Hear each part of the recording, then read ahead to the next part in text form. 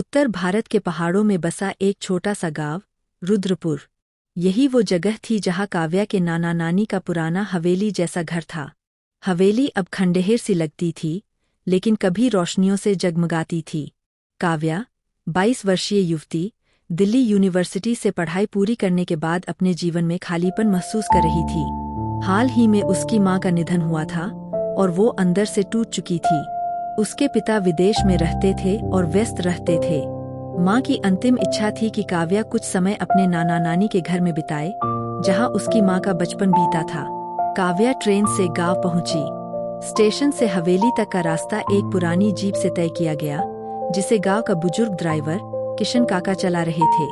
बहुत पुराना घर है बिटिया, अब कोई आता जाता नहीं, किशन काका ने कहा। काव्या ने खिड़की से बाहर देखा।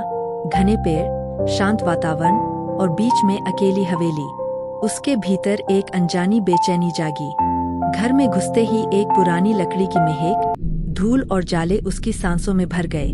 वो कमरा जहां कभी उसकी मां खेला करती थी, अब वीरान था। तीसरे दिन सफाई करते समय काव्या को एक बंद कमरा मिला। उस कमरे पर मोटी जंजीर लगी थी।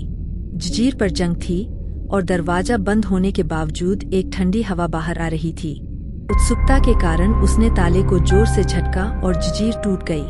कमरे में अंधेरा था, लेकिन जैसे ही उसने मोबाइल की फ्लैशलाइट जलाई, सामने दीवार से सटा एक बड़ा सा आईना दिखा।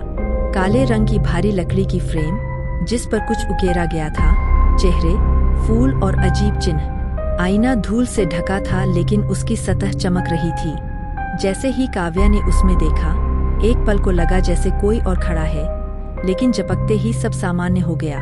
शायद थकान है, उसने खुद से कहा। लेकिन उस रात कुछ और हुआ। रात के 2 बजे अचानक काव्या की नींद खुल गई। उसे लगा जैसे किसी ने उसका नाम पुकारा हो। वो उठी और कमरे से बाहर निकली। हवेली में सन्नाटा था, लेकिन एक हल्की फुसफुसाहट आ रही थी, जैसे कोई लड़की धीरे धीरे कुछ बुदबुदा रही हो।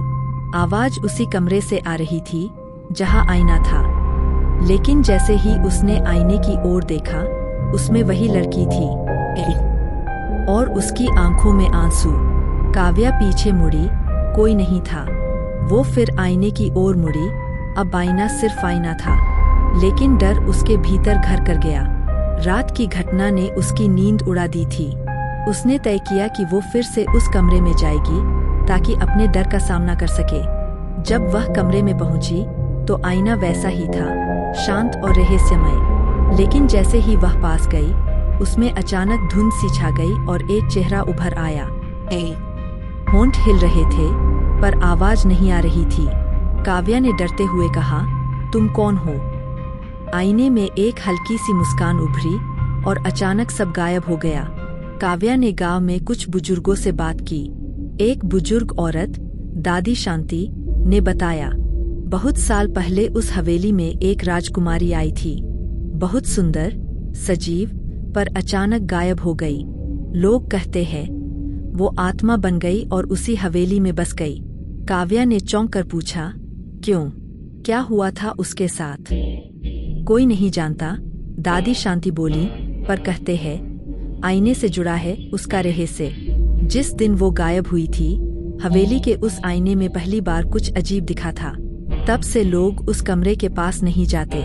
रात को काव्या ने दोबारा आईने के सामने बैठकर मोमबत्तियां जलाईं। उसने आईने में सीधे देखते हुए कहा, रूपश्री। धीरे धीरे आईना फिर धुंधला हुआ और रूपश्री की आकृति उभरी। इस बार उसकी आवाज भी आई। मुझे कैद किया गया है। मेरा प्रेमी रघुनाथ धोखेबाज निकला।